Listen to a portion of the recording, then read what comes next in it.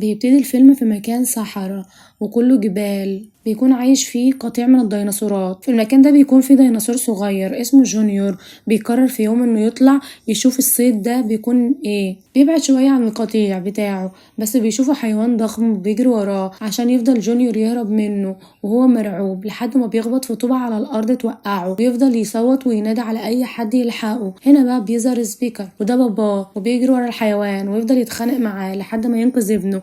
لما يروح جونيور يشكره على اللي عمله بيلاقي باباه مش طايقه وبيقوله انت ديناصور ما انتش عارف تهاجم عن نفسك، امال هتعتمد على نفسك امتى؟ بياخدوا باباه لمكان تاني فيه شويه ديناصورات بيشربوا من النهر، وبيقولوا انا هديلك فرصه تانية عشان تثبت لي انك شجاع. الديناصورات اللي بتشرب دي احنا هنحاصرها ونهجم عليها. ولما بدات الخطه ودخل عليه جونيور عشان يهجم عليهم ضربوه الديناصورات التانية ورموه في النهر عشان يفتكر انه بيغرق، ويفضل ينادي على باباه اللي طلع يجري على المكان عشان ينقذ ابنه. بعد ما دخل النهر اكتشف ان الارض مش واطيه اصلا وان ابنه بيتدلع ولسه زي ما هو، فبيفضل يهزقه تاني ويخليه يرجع ينام في الصخره بتاعته. هناك بقى بيفضل جونيور يقلب المواجع ويفتكر اليوم اللي مامته شافته بيغرق فيه، فقررت تنزل تنقذه وغرقت هي بداله. بيفضل يعيط عشان كان هو السبب ان مامته ماتت. في نص الليل بيقع شهاب على الارض، فبيروح بابا يقوله ان هما لازم يبعدوا عن المكان ده بسرعه عشان هيتحرق قريب. بيفضل جونيور خايف ومش عايز يسيب المكان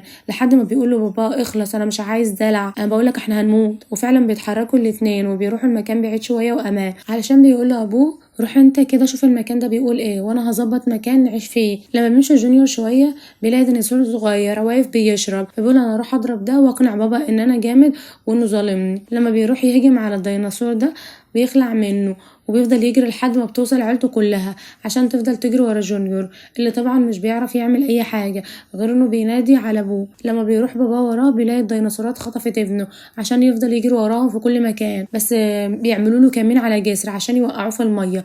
ولما بيطلع منها بيكون ابنه اختفى من قدامه عشان يصمم انه لازم يفضل يمشي وراه وخلاص. بيروح بقى لجونيور اللي بيكون اتخطف وبيلاقي نفسه في مكان غريب مليان ديناصورات صغيره، وبتظهر ديناصورات كبيره عايزه تختار منهم 3، والمفروض اللي بيروح معاهم مش بيرجع تاني ابدا. في الوقت ده بيكون سبيكرز ماشي في الصحراء تعبان وعطشان والدنيا جايه عليه لحد ما بيقع على الارض من التعب، وبيشوفه ديناصور تاني اسمه صاي بيقرر انه يهجم عليه، بس بيقدر سبيكرز انه يهرب منه في اخر لحظه، وبيعرف ان صاي ده نظره ضعيف وبيهجم وخلاص كده، يعني لو ده عدو يضربه كده. بيقول له سبيكرز يعني انت مين ضربك قبل كده؟ فبيقول له ان حبيبته اتخطفت من مجموعه من الديناصورات الشريره، ولما شم ريحه سبيكرز قريبه منهم فكر واحد منهم عشان كده قرر يهاجمه. وهنا بيفهم سبيكرز ان ريحته بقت كده عشان الصراع اللي كان مع اللي خطفوا ابنه، ودول هما نفس اللي خطفوا حبة صاي واللي اسمها ديستي. نرجع تاني لجونيور اللي بيفلت من الديناصورات اللي هتختار 3 منهم، وبيلاقي ان كله بيرمي لهم اكل، وبعد ما بياكل بيدخل جونيور عشان يدور على مكان يستخبى فيه زي باقي الديناصورات، بس كل ما بيقرب من الكهف يلاقي كل اللي فيه مش طايقينه وعمالين يهجموا عليه. فبيروح جونيور لكهف بعيد شكله قذر وكله زبالة عشان يقعد هناك. حتى ده برضه بيكون فيه ديناصور صغير، لما بيسأل عن اسمها بتقوله انها ديستي وانهم خطفوها من حبيبها، فبنعرف انها صاحبة صاي، وبيقولها جونيور انا خلاص انا هقعد معاكي ومش هعمل قلق، فبتوافق انه يقعد معاها. وبيتعرف هناك على ديناصورة تانية اسمها بلو، فبيقولها انا هقعد هنا كام يوم لحد ما بابا ينقذني. وبيكون بابا في الوقت ده ماشي مع صاي في نص الجبال والدنيا صعبة قوي معاهم لحد ما بيلاقوا مكان ضيق لازم يعدوا منه. بيوصلوا للفتحة اللي هناك بيلاقوا ان فيه هجوم كبير عليهم من العقارب، فبيقول سبيكرز لصاي اهرب بسرعة قبل ما يلدغونا، بس بيكون صاي بطيء وبتقدر العقارب انها توقعه. لما بيسمع سبيكر صوته بيرجع له ويفضل يضرب العقارب بديله ويوقعهم على الارض لحد ما بيوصل العقرب العملاق اللي بيقدر انه يوقع سبيكرز وبيلدغه في رجله، بس مش بيرضى سبيكر انه يستسلم ويفضل جاي على نفسه لحد ما يقطع رجل من رجول العقرب وياخد صاي معاه ويخلع من هناك بسرعة. ولما بيطلع بيكون السم بدأ يمشي في دمه في رجله اللي اتجرحت ومش قادر يمشي عليها كويس، فبيقول له صاي احنا نريح لحد ما تخف شوية، بس بيقول له سبيكرز لا لازم يروح مكان ابنه في اسرع ما يمكن عشان ابنه ده على باب الله ومش هيقدر يدافع عن نفسه. ولما بيكملوا الطريق بيقع الاتنين من التعب في حفرة كانت معمولة فخ تطلع عليهم فانج اللي بتقول لسبيكلز انها هتساعده مع الجرح بتاعه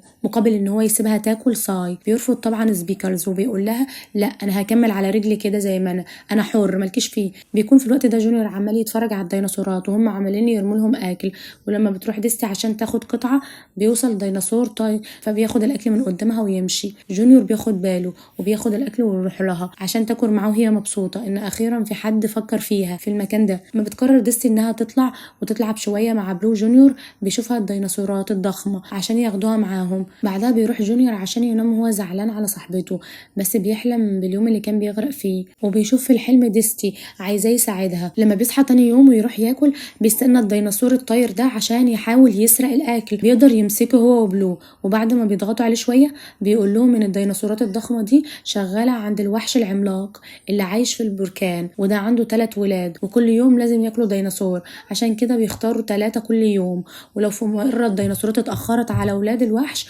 هيزعلهم جامد، فعشان كده هم عمرهم ما بيتأخروا عليه. وطبعا بيخاف جونيور لما بيسمع الكلام ده ويرجع يقول لكل اصحابه انه لازم يهربوا من المكان ده بأسرع وقت والا هيجي يوم وهيبقوا طعم الوحوش. بيكون في واحد واقف اسمه سلاش وبيقول لجونيور قول يا اذكى اخواتك هنهرب من هنا ازاي، فبيقول لهم جونيور ان المكان ده كله عليه 3 حراس، احنا نستنى لحد ما حد فيهم ينام ونهرب من عنده.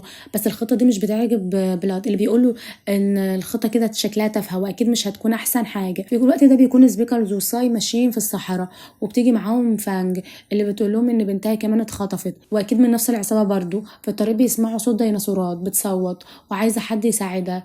لما بيروحوا عشان يشوفوا ايه اللي بيحصل بيكون في شويه حراميه عمالين يسرقوا بيض الديناصورات العملاقه اللي عشان طويله قوي مش عارفين يتعاملوا معاها، بس بتقدر فانج انها تقدر تضربهم لحد ما بيتلموا حواليها، وبياخد سبيكلز البيض كله ويرجعه تاني للديناصورات. بيروح بسرعه عشان يساعد فانج وبيتفاجئ لما بيلاقيه هو ساي كمان شرس وعمال يضرب الديناصورات لحد ما الحراميه يهربوا من المكان عشان يكمل سبيكلز وهو معاه رحلتهم للأطفال. في الوقت ده بيكون جونيور واقف مع الديناصورات ومستني العلامة من الديناصور الطائر لحد ما بيوصل ويقول لهم على مكان الديناصور اللي هناك عشان يهربوا من عنده، وبيفضلوا يجروا بأقصى سرعتهم لحد ما يشوفهم حارس على المكان، ولما بيهجم عليه بيتكتروا عليه وبيقدروا انهم يهزموه وبيعدوا منه لحد ما بيوصلوا للمكان كده في 3 حراس موجودين، وبيروح معاهم سلاش بعد ما خانهم عشان يبقى في صف الحراس، وبيجري جونيور وبلو منهم، بس بلاد بيستنى في مكان لوحده لحد ما بيتزنق جونيور وبلو ويتقبض عليهم، وبيقول لهم الحراس انتوا هتكونوا الغدا بتاع بكره.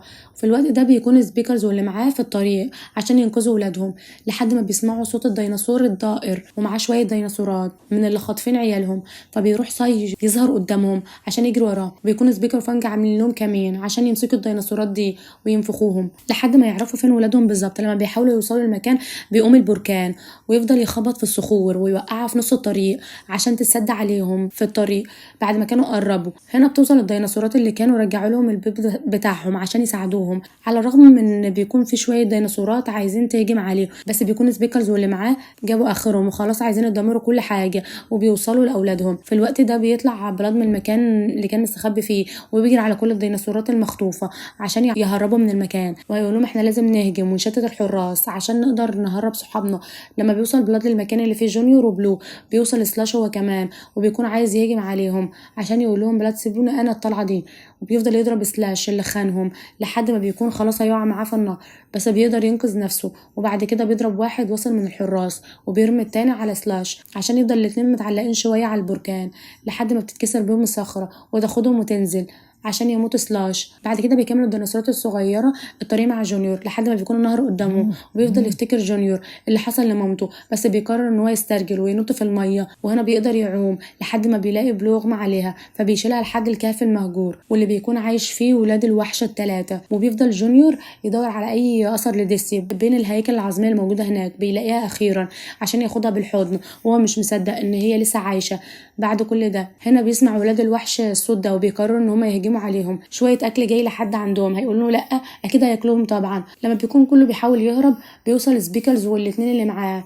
عشان ينقذوا اطفالهم، ولما بيشوفوا سبيكلز ابنه بيقولوا انت لسه بتجري من الوحوش ومفيش فايده منك، فبيتقمص جونيور ويجري من قدامه باباه. وهنا بتروح بلو لسبيكلز وبتقول له انت بتقول اي كلام وخلاص، على فكره ابنك شجاع ده هو اللي هربنا منهم، وبعد كده وصل هنا عشان ينقذ حبيبه ساي، المفروض انت تكلمه بطريقه احسن من كده. فبيصحى الوحش العملاق وبيروح عشان يهجم عليهم، بس كله بيهرب طبعا من هناك وبيستخبوا في فتحة كده ضيقة. بيقول سبيكلز انه لازم يطلع ينقذ ابنه من الوحش ده، بس كله بيحاول يفهمه ان ابنه خلاص مع السلامة، هو لازم يهرب بحياته. فبيقرر سبيكلز انه يطلع عشان يموت مع ابنه، وبيشوف قد ايه ابنه شجاع وعمال يحارب الوحش لوحده، وبيحاول ان هو يعطله عشان الباقي يهربوا.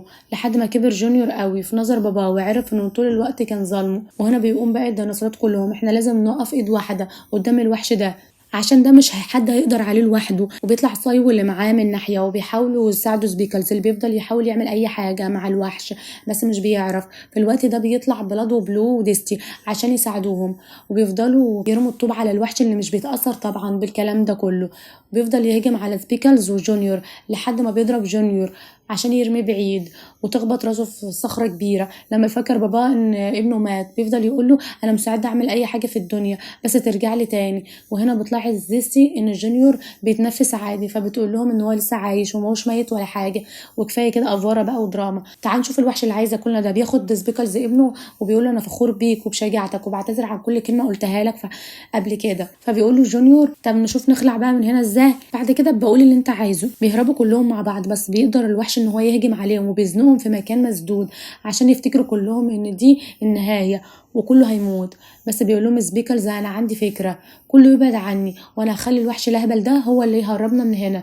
بيفضل واقف سبيكلز قدام الوحش اللي بيهجم عليه بكل قوته لحد ما في اخر لحظه بيبعد سبيكلز من قدامه عشان يخليه يلبس في الصخور ويفتحها. وبيقع الوحش ميت بعد الخبطه القويه دي. واخيرا بيهرب الديناصورات من كل ده، وبيقرر كل واحد منهم انه يرجع قطيعه تاني بعد ما رجع اللي كان اتخطف منهم. وتعيش بعد كده الديناصورات في سعاده وامان. بيكون كده فيلمنا خلص النهارده. ما تنسوش تعملوا لايك وشير وسبسكرايب للقناه عشان يوصلكم كل جديد.